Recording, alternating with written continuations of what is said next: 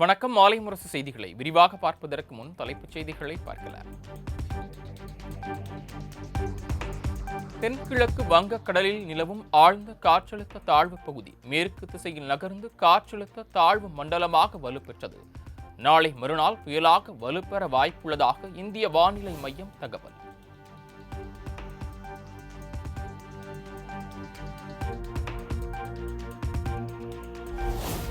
தமிழகத்தில் இன்று 12 மாவட்டங்களில் கனமழைக்கு வாய்ப்பு. சென்னை, காஞ்சிபுரம், செங்கல்பட்டு, திருவள்ளூர், விழுப்புரம் உள்ளிட்ட மாவட்டங்களிலும் தென் மாவட்டங்களிலும் கனமழை பெய்யக்கூடும் என எச்சரிக்கை.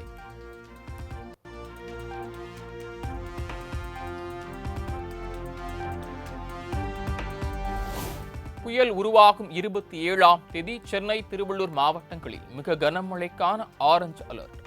காஞ்சிபுரம், செங்கல்பட்டு, விழுப்புரம், வேலூரில் கனமழை பெய்யக்கூடும் என கணிப்பு.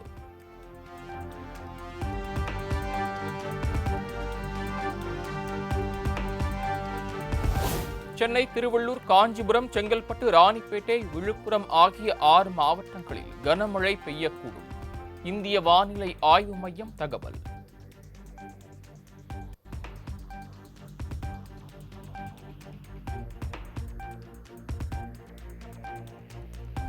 தமிழ்நாடு, புதுச்சேரியில் உள்ள 9 துறைமுகங்களில் 1ஆம் எண் புயல் எச்சரிக்கை கூண்டு ஏற்றம். மீனவர்களுக்கு எச்சரிக்கை விடுக்கும் வகையில் துறைமுகங்களில் புயல் எச்சரிக்கை கூண்டு ஏற்றப்பட்டது.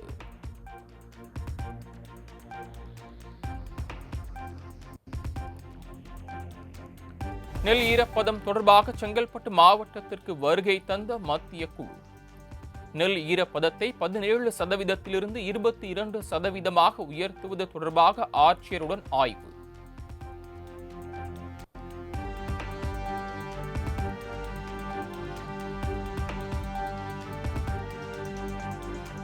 தஞ்சையில் இன்று மத்திய குழு ஆய்வு செய்ய இருந்த நிலையில் தற்காலிகமாக ஒத்திவைப்பு. நாளை முதல் திருச்சி, புதுக்கோட்டை, தஞ்சை பகுதிகளில் ஆய்வு செய்ய மத்திய குழு திட்டம்.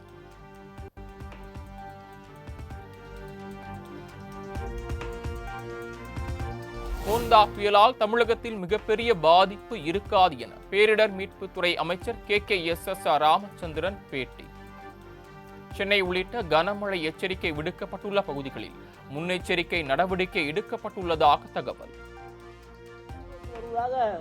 நமக்கு தகவல் இருக்கிறது. இப்பொழுது அது ஆந்திராவை நோக்கி நகர்ந்து கொண்டிருக்கிறது. ஆந்திராவை நோக்கி நகர்கிற நேரத்தில் அதனுடைய ஒரு பகுதியாக நம்முடைய சென்னையை சுற்றி இருக்கிற மாவட்டங்களில் மழை பெய்யக்கூடிய வாய்ப்பு இருக்கிறது. தகுந்த அந்த 3 மாவட்டங்களில் தகுந்த நடவடிக்கை எடுக்க வேண்டும் என்று சொல்லி முன்னெச்சரிக்கை நடவடிக்கை எடுக்க சொல்லி நம்முடைய முதலமைச்சர் அவர்கள் அறிவுறுத்தி இருக்கிறார்கள்.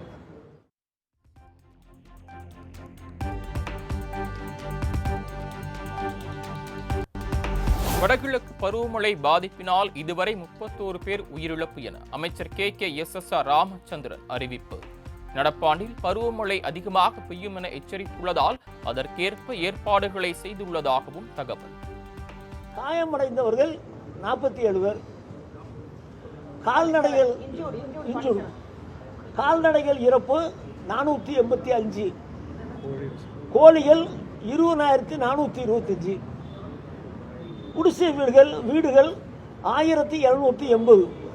இதுக்கெல்லாம் உடனடியாக நிவாரணம் பாதிக்கு மேலே வழங்கியிருக்கோம். மீதியும் உடனடியாக மாவட்ட ஆட்சித்தலைவர் அவர்கள் வழங்க வேண்டும் என்று முதலமைச்சர் அவர்கள் உத்தரவிட்டிருக்கிறார்கள்.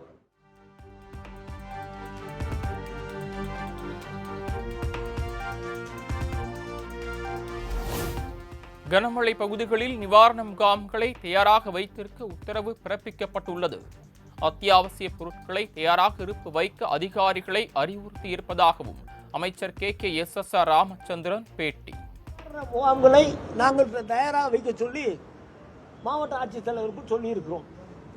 அது மட்டுமல்ல, அரிசி, பருப்பு, பால் போன்ற பொருள் எல்லாம் தயார் நிலையில் இருக்க வேண்டும். ஆட்கள் வந்த பிறகு அதை கொண்டு வராமல் வருகிற நேரத்திலேயே அவர்களுக்கு வழங்கக்கூடிய அளவிற்கு தயார் நிலையில் அதில் வைக்க வேண்டும் என்று முதலமைச்சர் அவர்கள் ஆணையிட்டிருக்கிறார்கள்.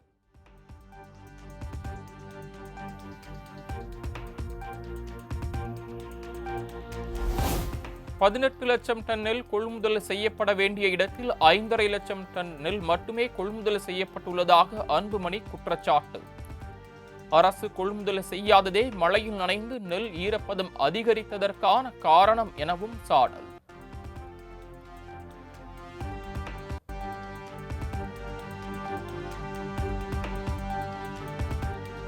திருவள்ளூர் கொசஸ்தலை ஆற்றில் ஏற்பட்ட வெள்ளப்பெருக்கு காரணமாக 150 ஏக்கர் விளைநிலங்கள் மழைநீரில் மூழ்கி சேதம். ஏக்கருக்கு 30,000 ரூபாய் செலவு செய்ததாக விவசாயிகள் வேதனை.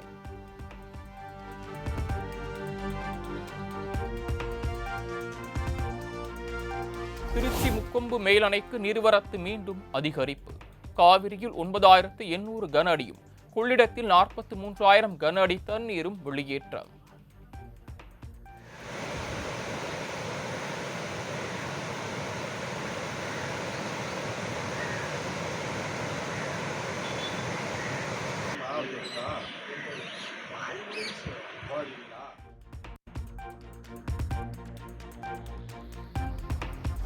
தேனி மாவட்டம் கும்பக்கரை அருவியில் தொடரும் வெள்ளப்பெருக்கு. 15வது நாளாக சுற்றுலா பயணிகள் குளிக்க தடை.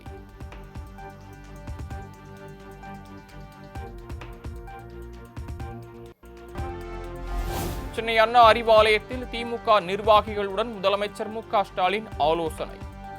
உடுமலைப்பேட்டை மடத்துக்குளம் தொகுதி நிர்வாகிகளுடன் உடன்பிறப்பே வா என்ற தலைப்பில் தனித்தனியாக ஆலோசனை நடத்தினார்.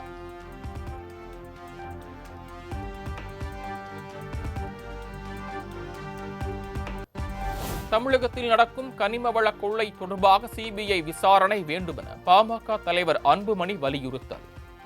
திமுகவினர் பலருக்கு கனிம வள கொள்ளையில் தொடர்பு இருப்பதால் தமிழக காவல்துறையின் விசாரணை நியாயமாக இருக்காது என கருத்து.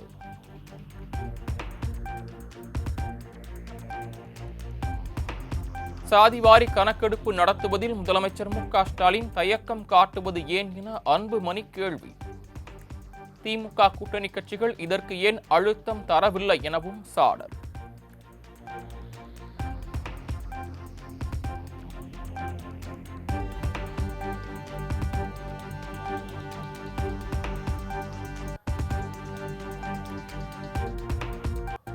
சென்னையில் ஆபரண தங்கத்தின் விலை சவரனுக்கு 800 ரூபாய் உயர்ந்து 92,000 விற்பனை. 1 கிராம் 11,500 விற்கப்படுகிறது.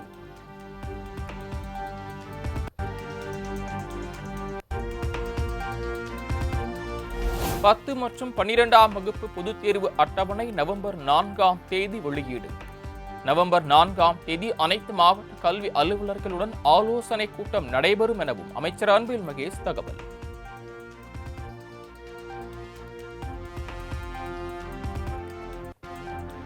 சென்னை பாரிமுனையில் வழக்கறிஞரை விசிகாவினர் தாக்கிய விவகாரம். தாக்கப்பட்ட வழக்கறிஞர் மற்றும் விசிகாவினருக்கு எஸ்பிளனேடு போலீசார் சம்மன்.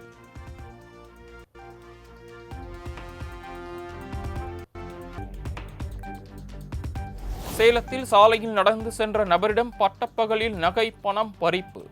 இருசக்கர வாகனத்தில் வந்த 3 இளைஞர்கள் துணிகரம்.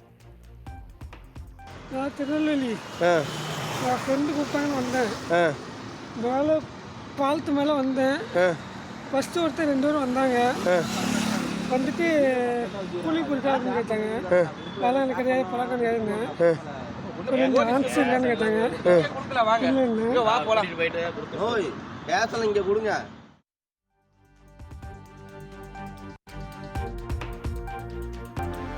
மாணவர்களை திருத்துவதற்காக ஆசிரியர்கள் பிரம்பை கையில் எடுப்பதை குற்றமாக கருத முடியாது. கேரள உயர்நீதிமன்றம் அதிரடி கருத்து.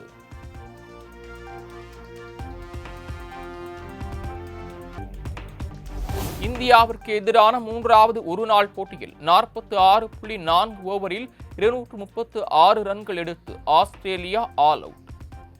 இந்திய அணியில் அசத்தலாக பந்து வீசிய ஹர்ஷித் ராணா 4 விக்கெட்டுகளையும் வாஷிங்டன் சுந்தர் 2 விக்கெட்டுகளையும் வீழ்த்தினர்.